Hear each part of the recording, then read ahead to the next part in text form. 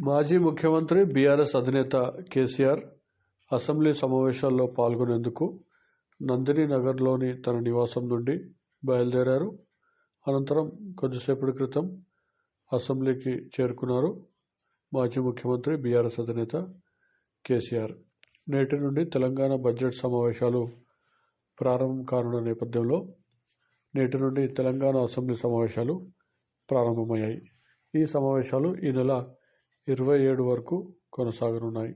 ఈ నేపథ్యంలో మాజీ ముఖ్యమంత్రి కేసీఆర్ అసెంబ్లీ సమావేశాల్లో పాల్గొనేందుకు బయలుదేరారు. ఈ నేపథ్యంలో బీఆర్ఎస్ శ్రేణులు స్వాగతం పలికారు.